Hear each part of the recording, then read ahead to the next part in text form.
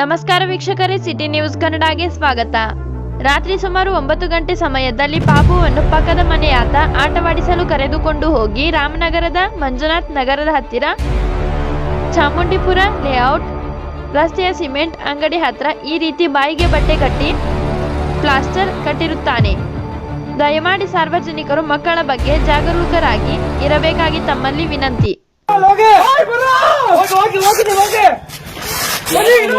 ನೋಡಿ ಫ್ರೆಂಡ್ಸ್,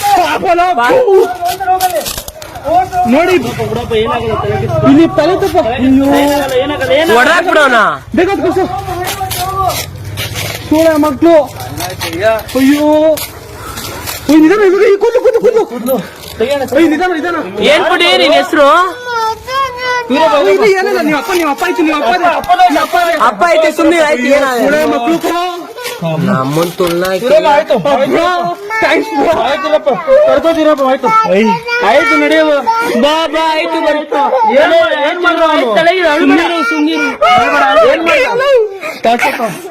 ಸುಮ್ಮನೆ ನಿಮ್ಮೋರೇನಾ? ಸುಮ್ಮನೆ ಆಯ್ತು, ಸುಮ್ಮನೆ ಬರಪ್ಪ. ಆಯ್ತು ಮನೆ ಬಿಡ್ತಿರು. ಆಯ್ತು ಪಾಪ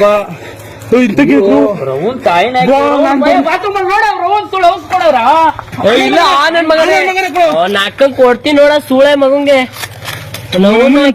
ನಮ್ ಕಪ್ಪೆ ಇಲ್ಲ ಕಣೋ ನಮ್ ತಾಯಣಗೂ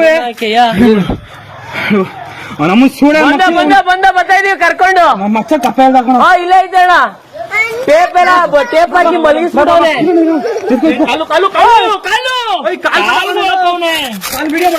ಪಾಪ ಐತೆ ಪಾಪ ಐತೆ, ತಲೆ ಕೆಡ್ಸ್ಕೊಬಿಡಿ. ಪಾಪ ಐತೆ.